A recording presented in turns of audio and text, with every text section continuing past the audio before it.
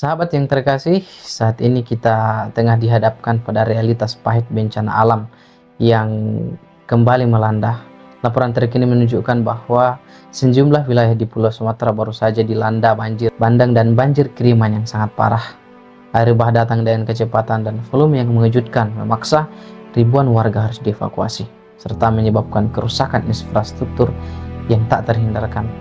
Nah, situasi ini bukan lagi sekedar genangan air biasa, melainkan sebuah krisis kemanusiaan dan lingkungan yang memerlukan perhatian serius dari kita semua. Peristiwa ini terjadi sepanjang minggu terakhir dalam bulan Desember 2025 ini. Fokus utamanya berada di beberapa provinsi, termasuk di kawasan hulu sungai di Sumatera Barat dan beberapa daerah di Sumatera Utara yang berbatasan langsung dengan area perbukitan. Banjir ini dipicu oleh curah hujan ekstrim yang turun tanpa henti selama lebih dari 48 jam. Air meluap dari sungai-sungai utama, menerjang pemukiman di dataran rendah, dan bahkan membawa serta lumpur, batang kayu, serta material longsor dari ketinggian. Nah, banyak rumah terendam hingga atap, akses jalan terputus total, dan aktivitas ekonomi lumpuh sepenuhnya. Melihat skala dan dampak bencana ini, pertanyaan mendasar yang harus kita ajukan adalah, mengapa banjir kali ini terasa jauh lebih destruktif dibandingkan tahun-tahun sebelumnya? Meskipun curah hujan yang tinggi adalah pemicu langsung yang tak terhindarkan, faktor alamnya saja tidak cukup untuk menjelaskan besarnya kerugian yang kita alami. Kita perlu menyelami lebih dalam ke akar permasalahan, yaitu bagaimana aktivitas manusia telah mengubah daya dukung lingkungan di Pulau Sumatera yang terkenal dengan hutan tropisnya.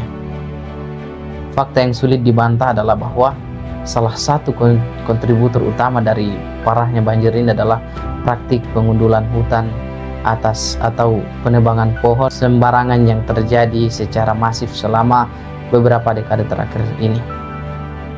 Hutan, terutama di kawasan hulu dan lereng bukit, memiliki peran krusial sebagai penyangga alam yang berfungsi seperti spons raksasa, menyerap air hujan dan melepaskannya perlahan ke sungai. Ketika pohon-pohon itu hilang, tanah menjadi gundul dan padat. Akibatnya, air hujan langsung mengalir deras ke sungai tanpa hambatan, menyebabkan debit air melonjak drastis dalam waktu singkat, yang kita saksikan sebagai banjir bandang. Nah, penebangan liar tidak hanya menghilangkan fungsi penyerapan air, tetapi juga melemahkan struktur tanah. Inilah yang kemudian memicu tanah longsor dan membawa material berupa lumpur dan kayu gelondongan saat banjir terjadi.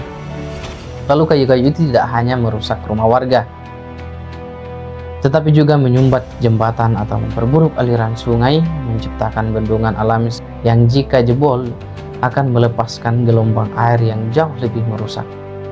Jadi kerusakan yang terjadi merupakan efek domino dari keputusan manusia untuk mengorbankan kelestarian demi kepentingan sesaat. Lantas, apa yang bisa kita lakukan?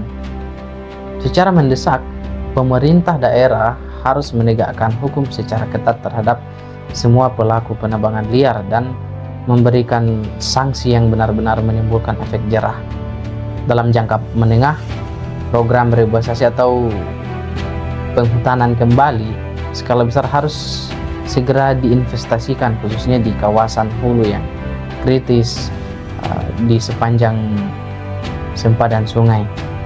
Nah, reboisasi ini bukan hanya menanam pohon biasa, tetapi memilih spesies pohon endemik yang memiliki daya serap air tinggi dan mampu mengikat tanah dengan kuat, sehingga restorasi fungsi hutan bisa tercapai secara optimal. Untuk pencegahan jangka panjang, kita membutuhkan perubahan paradigma dalam tata ruang wilayah. Pembangunan harus menghentikan ekspansi ke zona-zona risiko bencana, dan pemerintah perlu melakukan relokasi bertahap bagi masyarakat yang tinggal di wilayah yang terlalu rentan terhadap banjir dan longsor. Lebih penting lagi, diperlukan edukasi publik yang masih mengenai pentingnya menjaga ekosistem sungai dan hutan.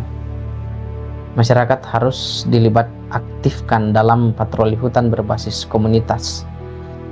Pencegahan kerusakan lingkungan dapat dilakukan dari tingkat akar rumput.